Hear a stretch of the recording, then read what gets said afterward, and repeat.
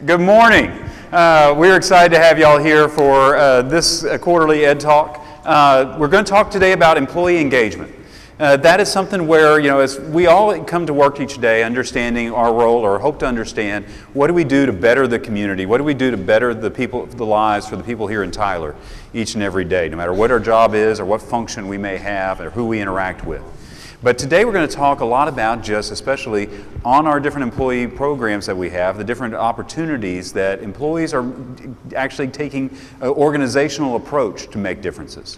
What are they doing as they are involved in order to improve this organization, to improve their departments, to improve the lives of the people who call Tyler home.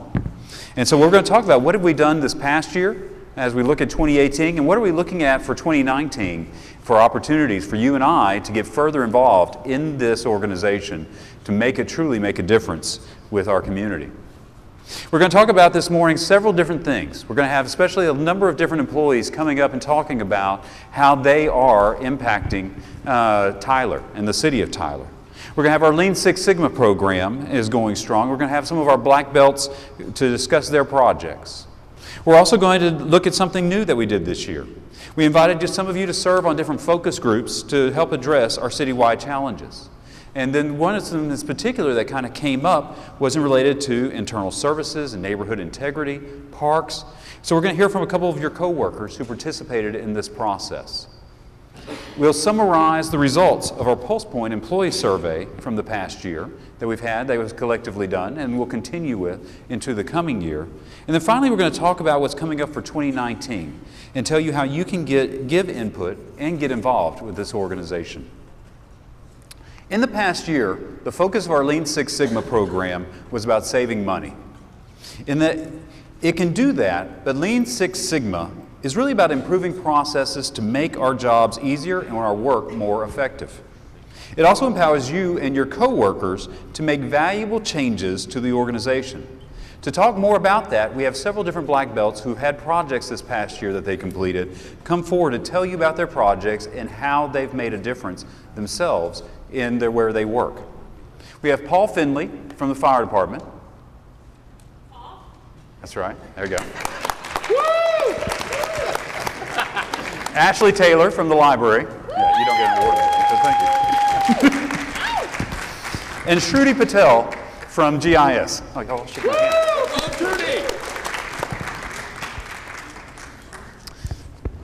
Take a seat, please. And so, this is an opportunity. All of y'all were involved in different black belt projects throughout the year. Sorry, Paul. They realized you were probably going to have the most important thing to say. Now you're on the side. And so you were all involved in different black belt projects throughout the year. And so talk us a little bit about what was the problem that you were looking at trying to solve? Because really that's the first thing that you're doing is you've gone through this training, you've understand the different, as far as how you process and review and study and investigate and then come up with solutions and work with people for solutions.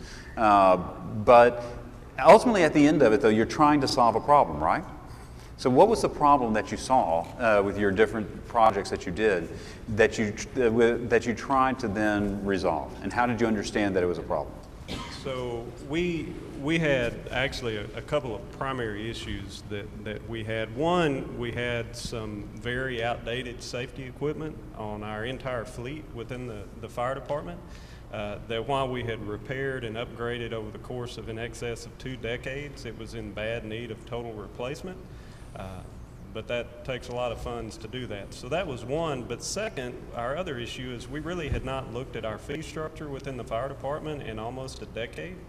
And so we didn't really have a way to compare where we stood in regards to our fees or even our level of services. So that was kind of the basis for our project. Was that something that y'all had heard from internally? Just kind of had always been maybe something that there was grumbling about, but nobody had actually ever taken on and tried to figure out a way to resolve? Yes, I mean we on the fee side of it, we knew that we were on the low end of average as far as where we were in our fee structures, but even in our service offerings, we found a lot out through our research on the replacement of the safety equipment, the SCBAs within the fire department, that had been something yearly that had been on a supplemental list, or one of those items that we knew that was highly expensive, but we knew that it was coming. So for several years, we've been looking at that. Ashley, what about you? What was the problem that you kind of, that just was that kind of epiphany moment, that one that all of a sudden became a big shining red light that, hey, somebody should do something about this? Well, one of the projects I worked on was the library turnover issue. We had a high turnover, not just in the library overall, but in each little segment of the library. And one of the big issues on the employee survey was that there was no room for advancement because we have a lot of part-time positions within the library. So because we didn't have funds to create new positions, we looked at restructuring within the existing budget. And so that involved assessing each department to make sure that we were using each full-time position to its fullest potential. There's been a lot of advances in the library world in the last 20 years, so we were able to repurpose a lot of full-time positions that were within our cataloging area, and we were also able to combine part-time positions to create new full-time positions, which helped us create new opportunities for staff to advance within the library department. So to take us back, though, your project was, you saw that there was a great deal of turnover. How was that then? How did y'all realize that was a problem? I looked at several years of people leaving the department for various reasons. We did a internal survey of employees that was anonymous, and asked them if they were thinking of or had applied to other positions within the last 6 months, and why, and kind of left it open. It was completely anonymous, and we got a lot of great feedback on the reasons why, and one of the biggest reasons why was the lack of opportunities for advancement to full-time positions, which allowed them to have benefits. And Shruti? Somebody give Shruti a microphone because she's got a lot to say. What was the problem that you saw? As you're working with, you're working with GIS, you're working with different departments, you had the opportunity to say, hey, there's something that's kind of screwy here. What was it that you saw that was kind of screwy? So my project was about, can you hear me? Okay. My project was to improve the lien release process, and we had a citizen survey taken, and By the way, found explain, out, if you don't mind, a lien release, what that means. Yes. So people who are just kind of propped up against something, that's different. Oh yeah, that than was kind how of- I was when I started this project. I did not know what a lien was. Only lien I knew was lien manufacturing, and I could not understand what are we going to do about it. And then later I understood that it's a fine which you pay on your properties when you don't follow the codes, and there's code violations, or neighborhood services has demolition liens on the properties. So there's different kinds of liens. So that is how I came to know about it. So I got a lot to learn about it. And then we were seeing that the citizens were dissatisfied with the turnaround time on the process, the whole release process. So and there were multiple departments involved, like code enforcement, neighborhood services, GIS to some extent, legal, and also you to some extent. So when I started analyzing the process, it was not, I couldn't find a process in place, like a standard operating procedure in place. So I went back and I asked every person involved in the process from each department, like, what do you do in this process? What is your take on it? And how I looked at how I could streamline the process. And that was the main goal of my project. And you know, you're an interesting case because Paul talked about for fire, about you got fire, you got the fees, process in the fire department.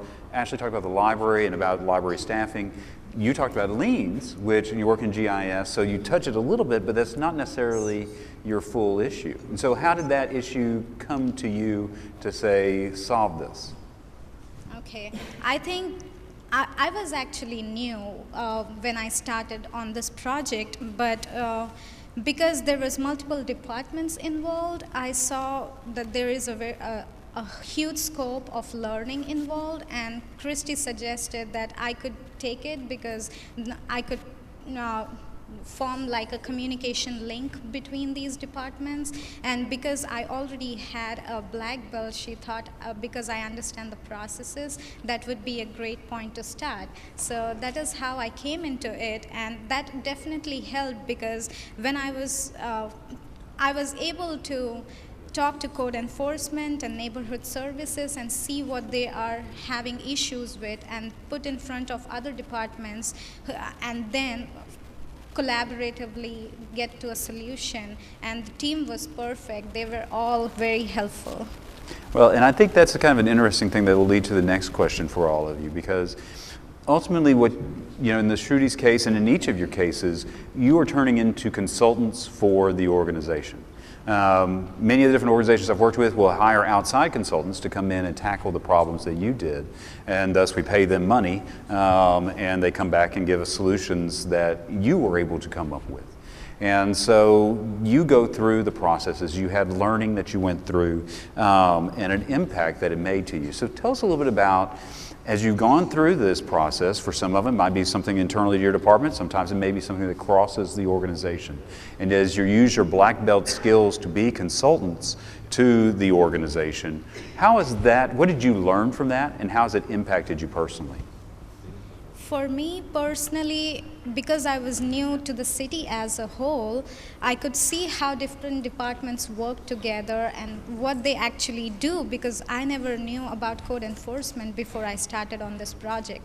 So I could meet people from different departments, and it helped me know how the city collaborates to work on a solution. And not only in my project, because we had black belt meetings every month where all the black belts were available and all would talk about the progress on their project. So that helped us know what the others are doing and learn from the other projects as well. And if we had any ideas, we could put up there, like brainstorm about, say, Ashley's street repair process. We could talk about that and see if we can come up with some idea which could help her, and they could help me with forming some kind of like, hey, maybe you can do a report on this, and they helped me with giving me ideas on it. So it was a collaborative effort. Interesting. Ashley, what about you? Well, with the library project, because we didn't have additional funds to create new positions, it caused me to think outside the box of reassessing each area of the library and how we could better utilize the existing positions and the existing budget within the library to reach our goal. With other projects, which Shruti alluded to with the streets project, I did not know anything about streets and water, and still know very little. But having to work on that project and collaborate with the water department and the streets department, it was really eye-opening, and it allowed me to see things from their perspective and also provide an outside perspective to the issues that they were having.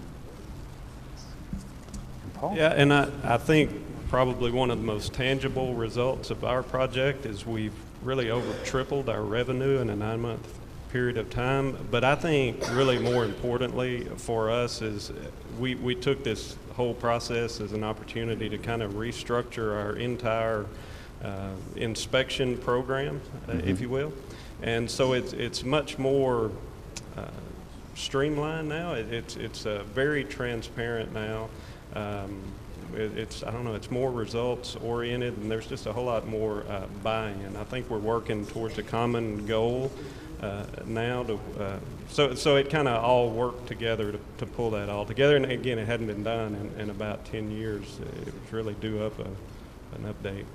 You know, and to kind of stay on that a little bit, so yeah, that was for the department, was for yourself, and because we have, I guess, black belt and green belt training that's coming available now for you to kind of move into. What was, because you've been now doing as far as, you know, you worked through, got your black belt, how has that impacted you? What have you learned from that process? And would you recommend that to others to look at? Yeah, so I think we were under a major time constraint with this recent project, which in hindsight really I think worked to our benefit because we didn't have time for that analysis paralysis. We had to move if we were going to move with it. So that was a benefit. But you know, I think aside from, regardless of the buzzwords or the catchphrases, we tackled this in a very short period of time because we had a good team and we had a very, very structured approach. It would have taken us in excess of a year to do what we did in a couple of months because everyone had a piece, everyone knew their part in the process, and again, we were under a time constraint for that. So the process works. Well, and I appreciate you saying that piece because I think that's the interesting piece about the black belts and green belts and blue belts of projects. Sometimes they're not the lone ranger out there kind of doing their own thing. In the projects that I've seen y'all working on, there is a team that is created. Even you may be leading the team, and you may be able to kind of coach the team, but it really does help bring that department or that function or whatever it is you're looking at really together to analyze and determine better solutions to the problems. And I know that's often been just really just an interesting kind of byproduct of this. While it works towards saving money and towards improving processes, it also improves the team environment while you yourself as the employee are also being improved and empowered. The final question for you guys is, what was the impact that either your study or your work that you've been doing on as a black belt, what has that made to the organization? Well, you mentioned the team concept, and even though this ours was a fire department related, it involved IT, it involved finance, it involved legal.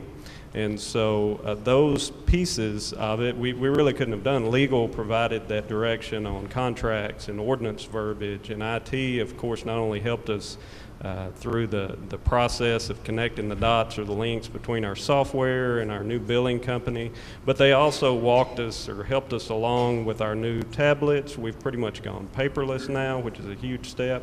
And then, of course, finance, making sure we stayed on target with our projections for what we said we were going to do. So it was a fire department project, but there were more than fire department people involved in the success of it in a short period of time. My project regarding the library restructuring had a big impact for one particular, especially one particular area within the library. Because we were able to reassess what was going on in our cataloging department, we were able to bring 2 full-time positions down from that area to our youth services department, which was being run by only 2 individuals, 1 librarian. And we're a family place library with lots of children attending. So those 2 full-time individuals have made a huge impact on the families of the community. Interesting byproduct on that. So, because when I started, there was no clear communication among the departments, and because of a lot of restructuring in the organization, it was hard to keep track of who is the point of contact in each department. So it kind of streamlined for when we identified during the process who the point of contacts will be, and then you won't and also having the standard operating procedures in place helps. Like when any restructuring again happens, there is document you can refer to. You don't have to start from scratch again. You don't have to reinvent the wheel. It's all in there. You just have to follow it. So that saves a lot of time and money. You know, that is a good point about just the better communication and the better processes and how much that improves the ability for all of us to get our jobs done. And that's kind of really, that everything that y'all looked at has been just really incredible in that regard. And I know that we're appreciative of the work that y'all have done as black belts, and especially with sharing your stories to the group today. That was, y'all able to kind of hopefully open quite a bit of eyes and get a lot of people thinking about opportunities for themselves to either be part of our Lean Six Sigma program, or else even just kind of assist with those who are going through those, or bring even different problems or issues that you may see of going, well, yeah, I guess nobody will ever take care of that, of saying, no, this is our responsibility to jump into and take care of. So thank y'all greatly. And you can make friends with legal. Said no one ever. But thank y'all for your time and just your work on this. We do appreciate that, and especially, as I mentioned, for sharing your story to this group today. Thank you very much. I see you back there, Deborah. Nobody give her a microphone.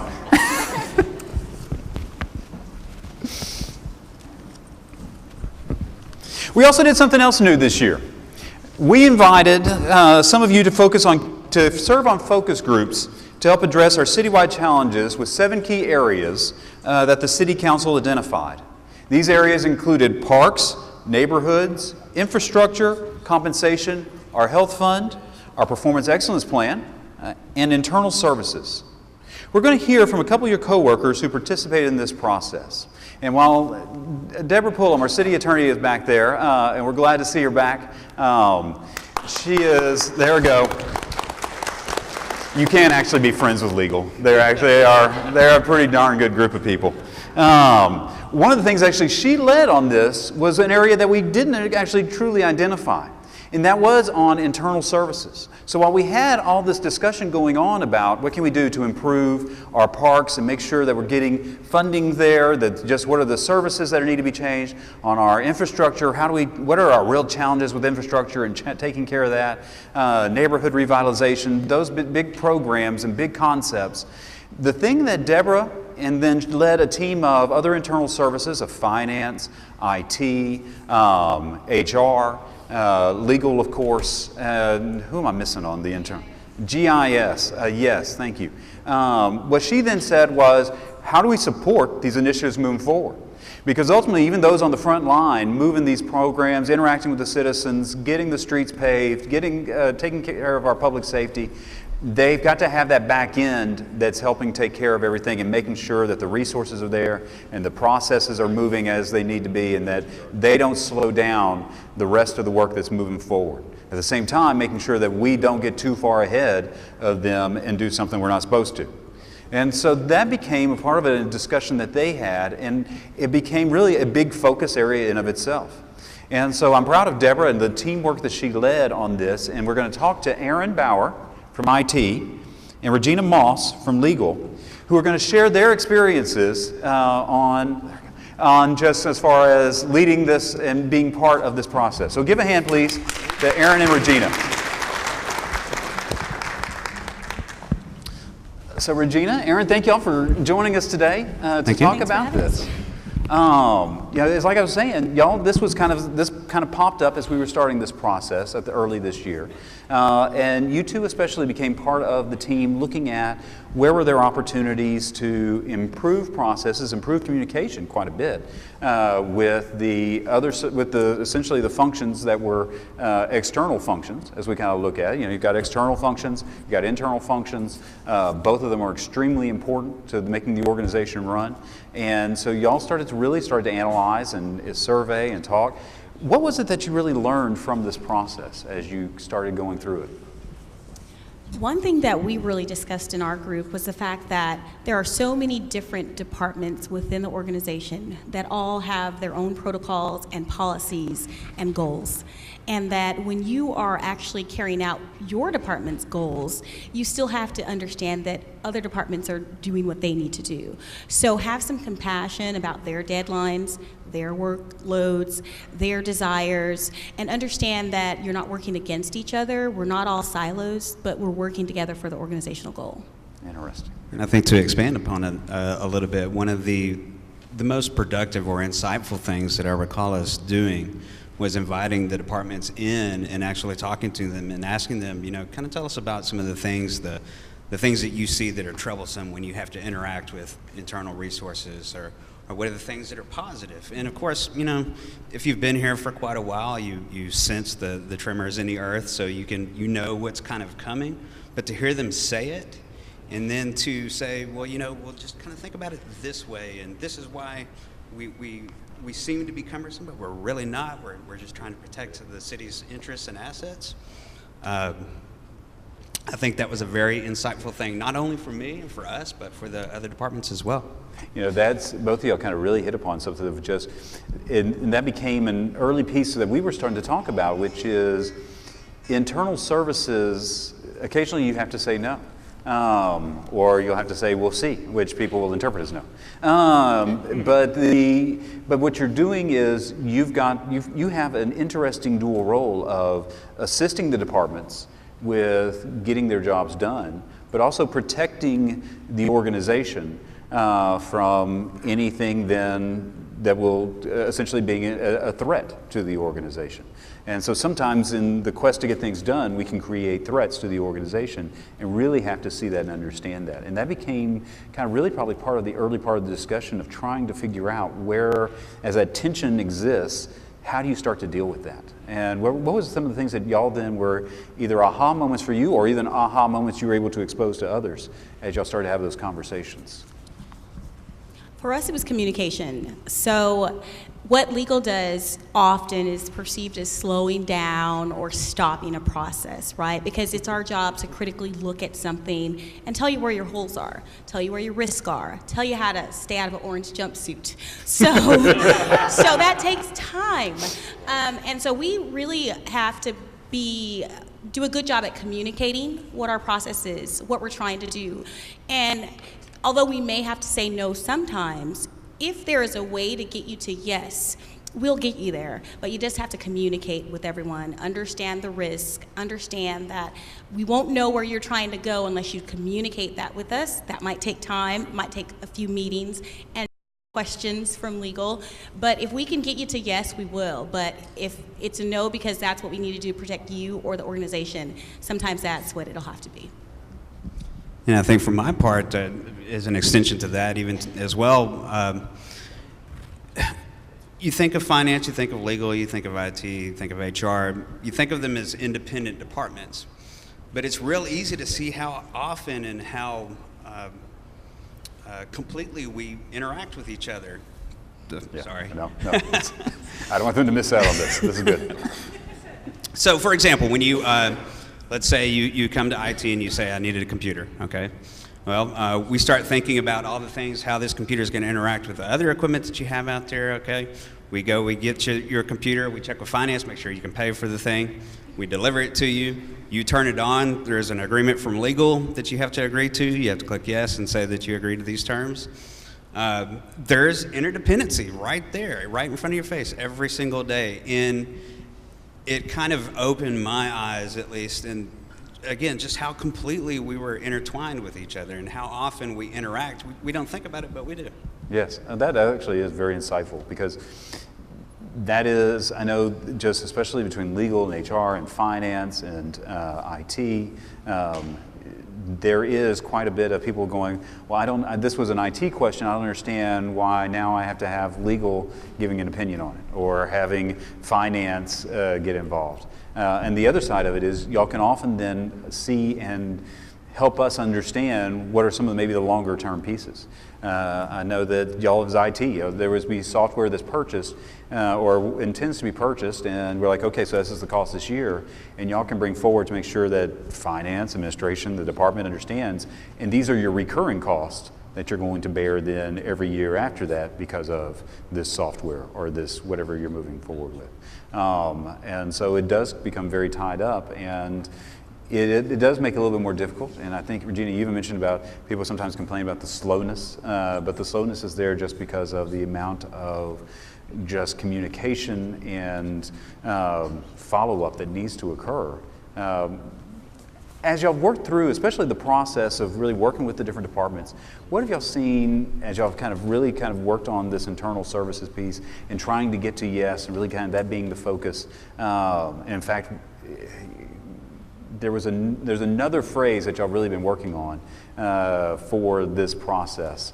What was that, and what has that impact been on the organization, or y'all seen the impact as y'all have been making improvements? I'll say that education and consolidation is two important phrases that come to mind. Education in the sense that we need to help other people understand what we do so that they understand when they come to us and they're asking for help or assistance that, there's a lot that's going on in the background that they don't see. We try to hide the minutia from them. And the consolidation, again, is obvious.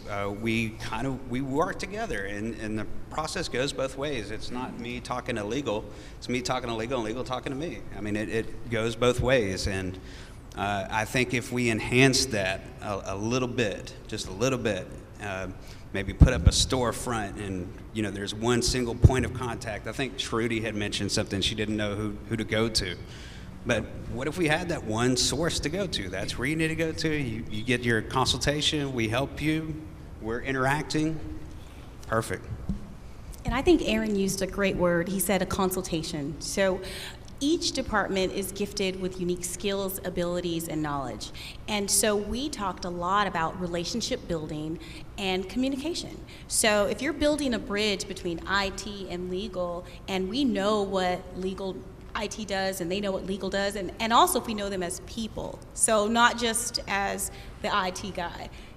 If you can get to know someone, it gives you insight into how they work, how they think, how you may need to approach them on a certain project or a task, because not everyone will respond the same to each approach. So building a bridge, communication, and just respecting the professional judgment and knowledge within each of the departments. We are all so skilled individually. If we can put them together collaboratively, we'll move the organization forward.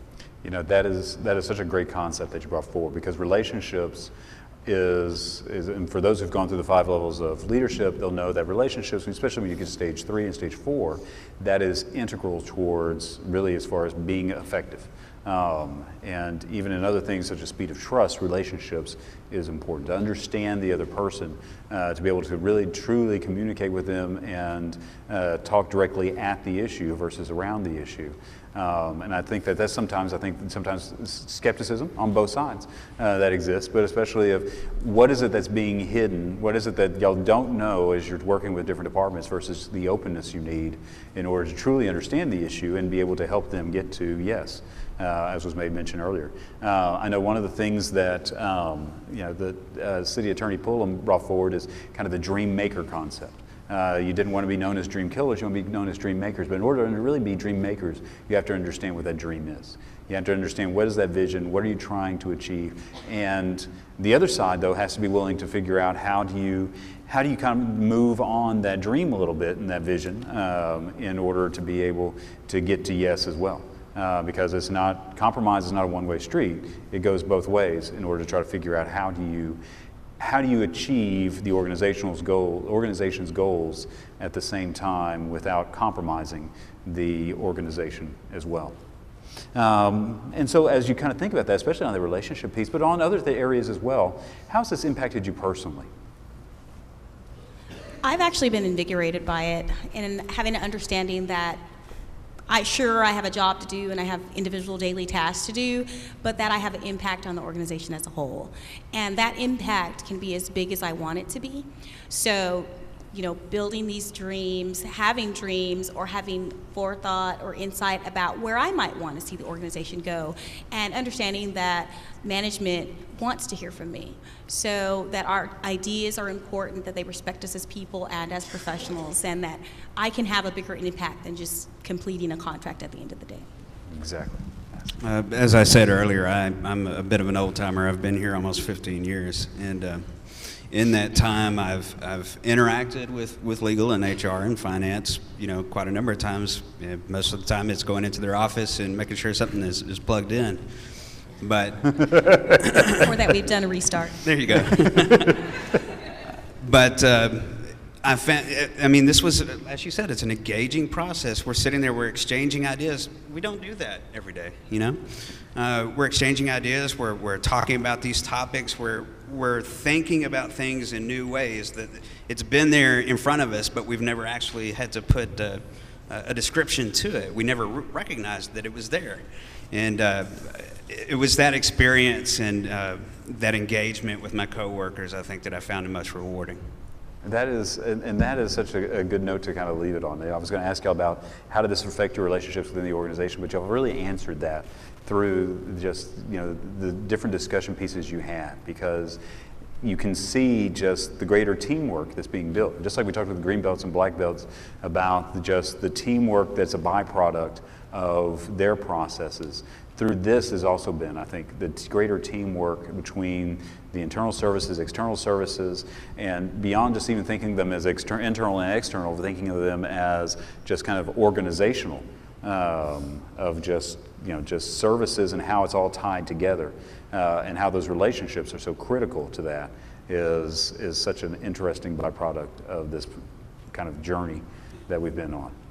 And so, with that, I thank y'all for your time this morning and for sharing your story with this group. It has been, this has really been kind of amazing and this journey isn't over, especially on internal services. And this is one to where we talk about continuous improvement in this organization. There's always opportunity for that, for just improving those communication, improving those relationships. So if you see Aaron or Regina kind of hanging around and just saying, hey, let's do coffee or do lunch, there's an intent behind that process. And so we thank you for your time this morning. And thank you. Just your work that you're doing.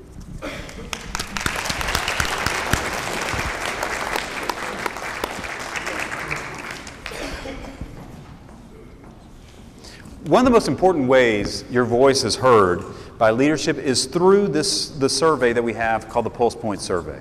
And so hopefully most of y'all have had that opportunity routinely as we've done that throughout the year to be able to kind of have just a couple minutes, not even that usually. It's really designed just for probably about a minute or less to be able to get to go through and be able to do that survey and have that results back from you. And we want to hear from you on that. That is something we take at and then bring to the executive team and sit down with them and go over, here's what we're seeing, and we look for maybe different areas to improve on getting that feedback. How can we make sure everybody has access to that? Maybe even sometimes how can we dig down a little deeper so we can understand just where do we see those opportunities to better your work environment? Where do we see those opportunities to be able to assist you with your opportunities to grow in this organization? And so we have a detailed PDF of all the employee survey results that can be found on the intranet homepage. So if you've been wondering about what are the results of those different Pulse Point surveys that we've done throughout the year, you can go to the intranet that we have. Just when you open it up, it'll bring you there, and you can be able to see just the results of those surveys. And so about a third of the organization responds every time we do one of the Pulse Point surveys, though. And so overall, the engagement results are holding strong. However, we've seen a decline in effective communication between supervisors and those they manage. And so one of the things that we've really looked at then, based upon that feedback we've received from the Pulse Point, is how can we improve some of the different training opportunities and opportunities then for a consistent message that starts up at the top, starts with myself and our executive team, and works its way down throughout the full organization. One of the examples we've had on this has been just quarterly training for all of our different key leaders, department leaders, and supervisors.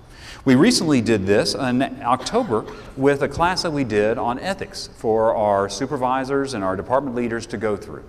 And then we took that after we went through and had that training provided to our department leaders and key leaders for ethics, and then opened that up to the entire organization. We had that to where we kind of emphasize, have your discussions on just on the issue of ethics with your departments, make sure they understand where those opportunities are, what is expected, as well as then the opportunity to go to training with them through our City University classes. And to the supervisors in the room, I encourage you to attend these trainings as we put them on each quarter, and to use what you learn on those relationships with your team.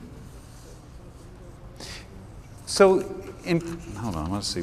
Was there anything additional that you wanted to, Christy, before? Okay. And so we kind of now get to the closing piece on this.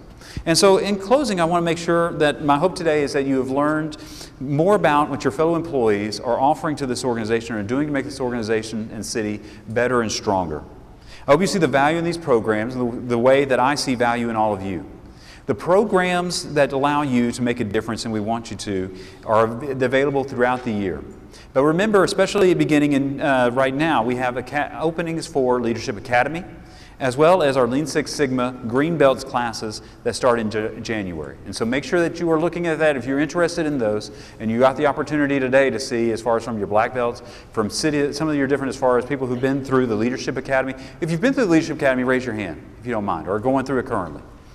And so you see in kind of a surrounding here the opportunities of where people have had the opportunity to grow and to be able to develop themselves and then thus develop the rest of the organization around them. But those applications for those processes are going on right now. So if you are interested in further looking at Leadership Academy, becoming essentially a consultant for the organization, as you saw with your black belts here and your green belts, the opportunities for that is to apply today. And don't forget to check out the new City U classes that we have for 2019. We continue to use your feedback from past surveys that we do following the different classes we offer, as well as through our Pulse Point surveys, to see where there are opportunities where we can be able to grow City U and be able to modify the classes, offer new classes that will directly impact you and that you're looking for in order to enhance yourselves. And just remember, we have the holiday party and our City U graduation on December 5th, right back here in Harvey Hall. I think we've got a rap battle that I intend to take home the trophy on, coming up at that one as well. So kind of work on your verses and see what you can do. Yeah, the best thing is just free flow from your heart. So with that concludes our Ed Talk for the day. I see right back there. I see you've got somebody ready to challenge me. We'll see how it goes.